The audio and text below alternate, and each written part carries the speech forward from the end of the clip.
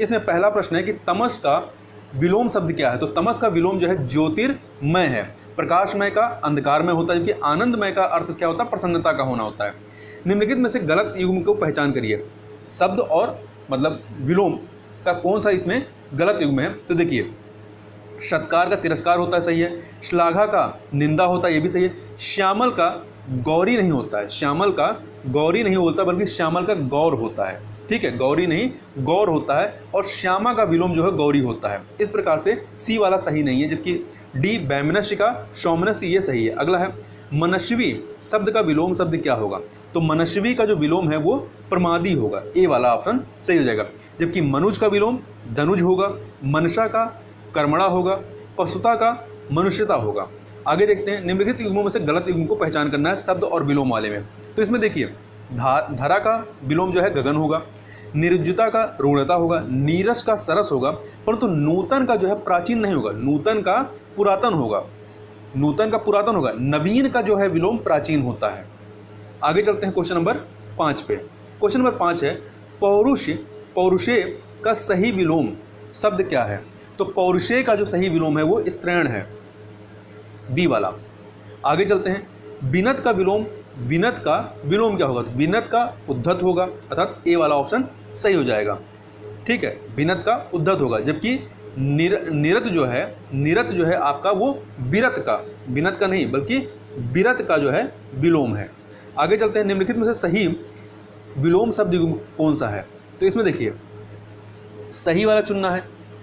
तो पाठ्य का क्या होगा, इसमें कौन सा सही विलोम शब्द युग्म कौन सा है। तो पाठ्य का सुपाठ्य नहीं होता है, नत का औनत होता है। नत का, एक सेकेंड, नत का जो है आपका, इसमें कौन सा युग्म जो है विलोम शब्द का सही है। तो इसमें देखिए, आपका जो बी वाला है नत औनत, ये आपका सही है। आगे चलते हैं, स्वाधीन का विलोम शब्द क्या होगा। स्वाधीन का जो विलोम होगा वो पराधीन होगा। आगे चलते हैं, क्वेश्चन नंबर 9, अधोलिखित विलोम शब्द युग्मों में से कौन सा सही नहीं है। तो कौन सा सही नहीं है, देखिए, प्रसारण का संकुचन होता है, सही है। ओजस्वी का निस्तेज होता है, ये भी सही है। भिज्ञ का सभिज्ञ नहीं होता है, भिज्ञ का क्या होता है, अनभिज्ञ होता है। तो सी वाला आपका सही नहीं है। देहाती का शहरी, ये आपका सही है। आगे चलते हैं, क्वेश्चन नंबर 10, प्रच्छन्न शब्द का विलोम क्या होगा। प्रच्छन्न का जो विलोम होगा वो प्रतिपन्न होगा, सी वाला सही ऑप्शन हो जाएगा। 11 नंबर क्वेश्चन देखिए, निम्नलिखित में से किस शब्द की वर्तनी अशुद्ध है। इसमें देखिए, तदंतर सही है, ऐषणा नहीं होता है, ये ए पर ए की मात्रा नहीं रहेगी, ये ऐषणा होगा। ठीक है, तो आपका अशुद्ध है, ये बी वाला जो है ये अशुद्ध है। हत बुद्धि सही है, उन्मीलित ये भी सही है। आगे चलते हैं, निम्नलिखित में से कौन सा शब्द युग्म शब्द जो है शुद्ध नहीं है, कौन सा शब्द शुद्ध नहीं है। तो इसमें आप देखेंगे तो उस श्रृंखल जो सी वाला है ये उच्च श्रृंखल होता है, उच्च श्रृंखल होता है। ठीक है, जबकि अन्य जो हैं वो आपके शब्द शुद्ध हैं। अंतः प्रांतीय, यशोलाभ, निश्चल। निम्नलिखित में से सही वर्तनी वाले शब्द की पहचान करिए इसमें। तो इसमें देखिए 13 का जो डी वाला है पर्यवसान, पर्यवसान जो है ये सही है। जबकि ये दिवा रात्र नहीं होता, दिवा रात्र होता है। पटाक्षेप नहीं होता है, इसमें जो आधा चा है ये नहीं होगा और ये पटाक्षेप क्षत्रिय वाला छा हो जाएगा। ठीक है, वहीं पुनराभिनय नहीं होता है, ये रा पे आ की मात्रा नहीं होगी, पुनर्विनय होगा। ठीक है, जो रा पे आ की मात्रा है वो नहीं रहेगी। क्वेश्चन नंबर 14 देखते हैं, निम्नलिखित में से अशुद्ध वर्तनी वाला शब्द कौन सा है।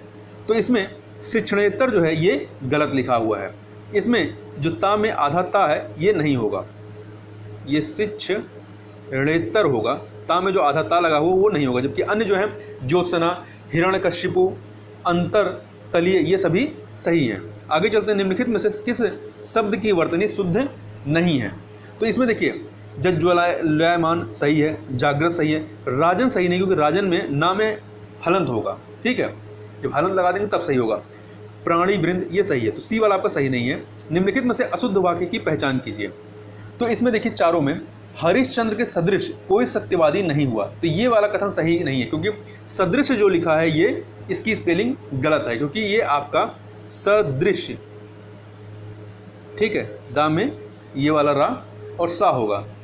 तो सदृश हो जाएगा, तो ये आपका सही नहीं, इसलिए आपका ए ऑप्शन जो है ये अशुद्ध है। वहीं अगला, हमारे बेटे के विवाह के उपलक्ष्य में भोज होगा, सही है। बूढ़ा आदमी लाठी टेक कर चल रहा है, ये भी सही है। विशेषण के 4 उदाहरण दीजिए, ये भी सही है। आगे चलते हैं क्वेश्चन नंबर 17, निम्नलिखित में से कौन सा शुद्ध वाक्य नहीं है? तो जो अशुद्ध है वो हमें ढूंढना है। तो इसमें देखिए, तुम अपना दायित्व निभाओ, सही है। अब स्थायी सरकार की स्थापना होगी, तो यहाँ पे जो स्थायी है ये इसकी स्पेलिंग सही नहीं है, यहाँ पे स्थायी इस प्रकार से होना चाहिए। जबकि मुझे संस्कृत नहीं आती, सही है। हम इस आंदोलन में भाग नहीं लेंगे, ये भी सही है। अगला है, निम्नलिखित में से कौन सा वाक्य शुद्ध है? तो कौन सा वाक्य शुद्ध है ये बताना है। तो इसमें आप देखिए, जो डी वाला है, इस वाक्य की पुनः रचना करके देखो, ये आपका पूरी तरीके से शुद्ध है। जबकि पहला, शिकारी ने जाल में हिरण फंसा लिया, ये सही नहीं है, क्योंकि हिरण नहीं होता है बल्कि हिरन होता है, ना होगा। वो इसी प्रकार से गर्मी से पहले वसंत ऋतु होती है, तो ब ये वाला नहीं, वाह होगा, वसंत ऋतु होती है। चहचहा रहे थे पक्षीगण हर शाख पर, तो पक्षी गण में छ पे बड़ी की मात्रा नहीं बल्कि छोटी की मात्रा होगी, तो पक्षीगण हो जाएगा। तो आगे चलते हैं, निम्नलिखित में से शुद्ध वाक्य की पहचान करिए। तो शुद्ध वाक्य कौन सा है? तो इसमें डी वाला देखिए, आप पढ़िए, सैने सैने उसकी दशा बिगड़ती चली गई, तो ये सही है। जबकि अन्य को देखें, पत्र किसके नाम पर लिखा गया है, तो ये इसका सही क्या होगा? पत्र किसके नाम लिखा गया है, यहाँ पे पर जो है ये सही नहीं है। प्रत्येक श्रमिक को 2-2 रुपये मिले, नहीं, प्रत्येक श्रमिक को 2 रुपये, यहाँ पे 2 लिख दीजिए, प्रत्येक श्रमिक को 2 रुपये मिले, ये सही हो जाएगा। वहीं सी वाला देखिए, वहाँ की जलवायु मेरे अनुरूप नहीं थी, अनुरूप नहीं बल्कि मेरे अनुकूल नहीं थी। 20 नंबर क्वेश्चन, निम्नलिखित में से अशुद्ध वाक्य कौन सा है?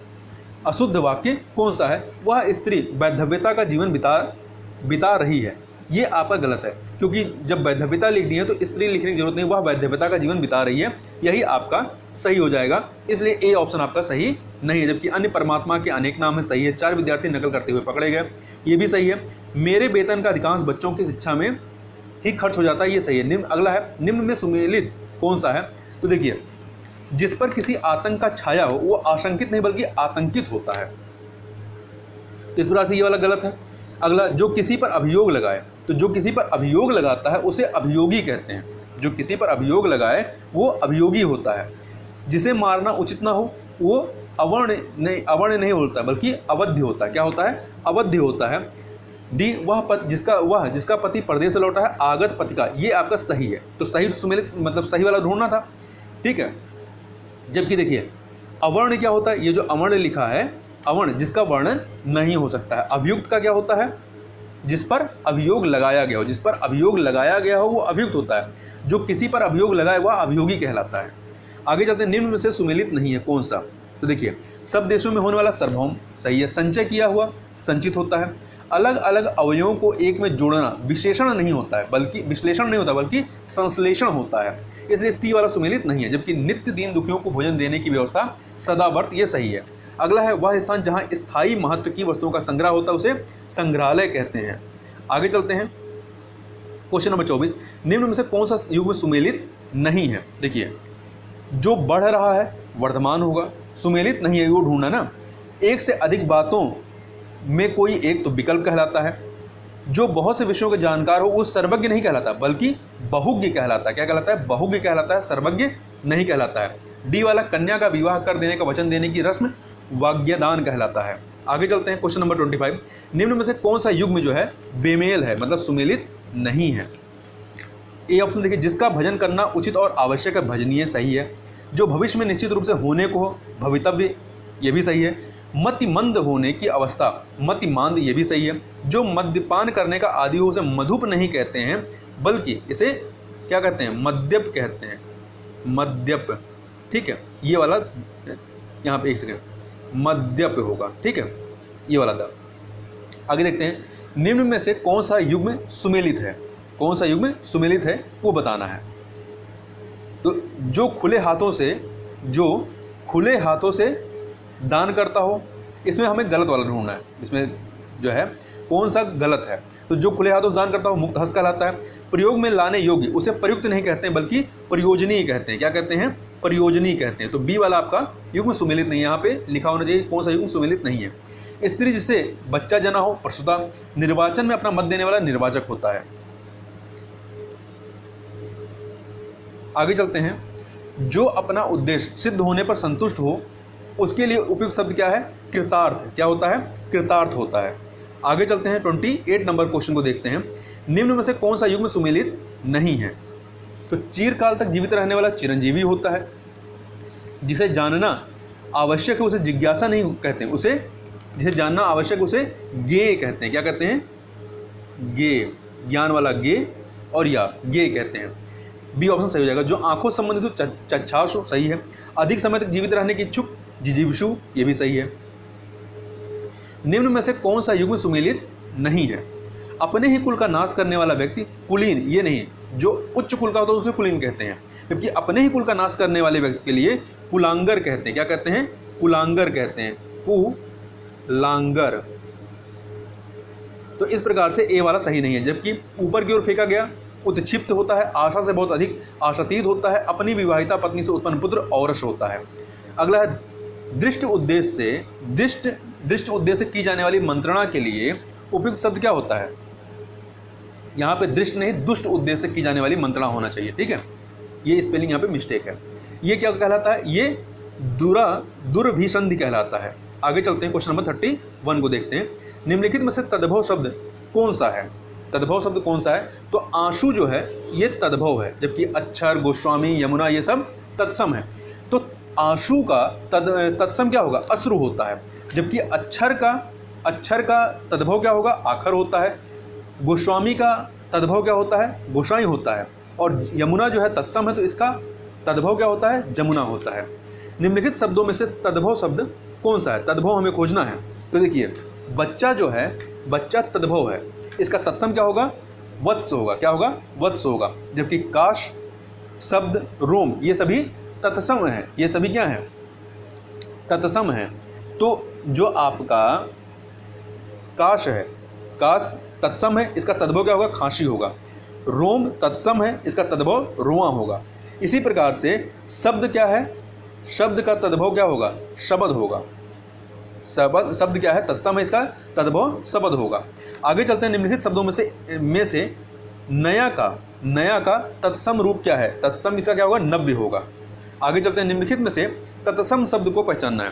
तत्सम शब्द को पहचानना है, तो इसमें जो दर्शन है, सी वाला दर्शन जो है ये आपका तत्सम है, इसका तद्भव क्या होगा? दर्शन हो जाएगा। ऐसे दर्शन, ये तद्भव हो गया। वहीं नाता आपका तद्भव है, इसका नाता का आपका तत्सम क्या होगा? ज्ञाति होगा। दुपट्टा का द्विपट होगा। बीड़ा का बीटक होगा। आगे चलते हैं क्वेश्चन नंबर 35 पे। ये निम्नलिखित में से कौन सुमेलित नहीं है? तत्सम, तद्भव, तत्सम में। तो देखिए, मच्छर तद्भव है, इसका तत्सम क्या होगा? इसका तत्सम आपका मश्क होगा, सही है। भूख का बुभुच्छा, सही है।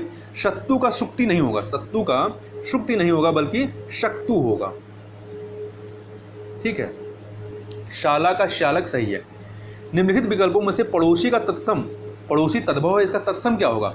तो इसका तत्सम आपका क्या होगा? प्रतिवेशी होगा। ए वाला ऑप्शन प्रतिवेशी होगा। जबकि पड़ोस का जो तत्सम होगा क्या होगा? प्रतिवेश होगा। निम्नलिखित में से गलत युग्म को पहचानिए। गलत युग्म को पहचानना है। तो करौंदा का तत्सम क्या होगा? कर मर्द होगा। खिचड़ी का कृसर होगा। गढ़ना का ग्रंथन होगा। चमगादड़ का जो है, चमगादड़ का चत्वर नहीं होता, बल्कि चर्म चटक होता है। क्या होता है? चर्म चटक होता है। और चत्वर जो है, चत्वर ये चबूतरा का तत्सम है। चत्वर भी आपका तत्सम शब्द है, परंतु ये किसका है? चबूतरा का तत्सम है। तो डी वाला आपका गलत है। तद्भव से तत्सम बने सही शब्द युग्म को चिन्हित करना है। देखिए, पुरुषार्थ तद्भव है, इसका तत्सम क्या होगा? पुरुषार्थ होगा, ये सही है। भतीजा का भारतज्य नहीं होता है, बल्कि क्या होता है? भ्रातृज्य होगा। इसी प्रकार से खटिया नहीं होता, बल्कि खाट का खटवा होता है। सर्जना आपका सरजोना नहीं होता, बल्कि ये आपका सजाना होता है। सजाना का सज्जापन होता है, तत्सम। आगे चलते हैं। निम्नलिखित शब्दों में से तद्भव शब्द का चयन कीजिए। कौन सा इसमें से तद्भव है? तो इसमें से जो केश है, केश तद्भव है, इसका तत्सम क्या होगा, केश होगा, बड़ा सा, ठीक है, ये वाला श हो जाएगा। जबकि देखिए आशीष, कार्य, अग्नि, ये सब क्या है, तत्सम है। आशीष का तद्भव क्या होगा, आशीष होगा, आशीष छोटा सा रहेगा, आशीष होगा। जबकि कार्य का काज हो जाएगा, अग्नि का आग हो जाएगा। चाक शब्द का तत्सम रूप क्या है, चाक का चक्र है, क्या है, चक्र है। और चकवा जो है, चकवा तद्भव शब्द है जिसका तत्सम रूप क्या होता है, चक्रवाक होता है।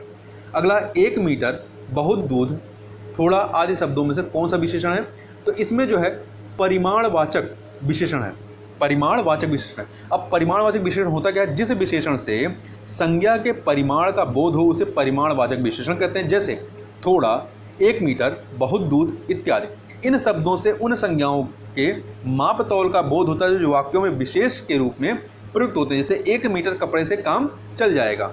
आगे चलते हैं, निम्न में से कौन सा एक विशेषण शब्द है, तो देखिए 42 नंबर क्वेश्चन में इसमें जो प्राच्य है, प्राच्य आपका विशेषण है, इसका विशेष क्या है, प्राच्य विशेषण है और इसका विशेष आपका प्राची होगा, क्या होगा, प्राची होगा। जबकि अन्य जो है विशेष हैं, नमक, पतन, प्राची, ये सब प्रकृति, ये सब क्या है, ये सब विशेष हैं। नमक का विशेषण क्या होगा, नमक का नमकीन होगा। पतन का विशेषण क्या होगा, पतित होगा। और प्रकृति का विशेषण क्या होगा, प्राकृतिक होगा। आगे चलते हैं क्वेश्चन नंबर 43 नंबर क्वेश्चन, निम्न में से कौन सा एक विशेषण शब्द नहीं है, कौन सा एक विशेषण शब्द नहीं है, मतलब विशेष है वो। तो देखिए 43 में जागरण जो है, जागरण ये आपका विशेषण नहीं बल्कि विशेष है, जबकि अन्य मार्मिक, मौलिक, दैनिक ये सभी विशेषण है। तो जागरण आपका विशेष है, इसका विशेषण क्या होगा, इसका विशेषण जागृत या जागरूक होगा।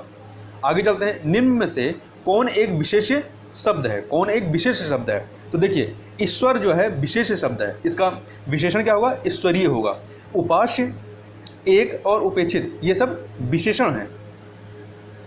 उपास्य उपासना का विशेषण है, एक जो है एकता का विशेषण है, उपेक्षित उपेक्षा का विशेषण है। आगे चलते हैं, निम्न में से कौन सा विशेष और विशेषण युग्म सही नहीं है, तो देखिए भोजन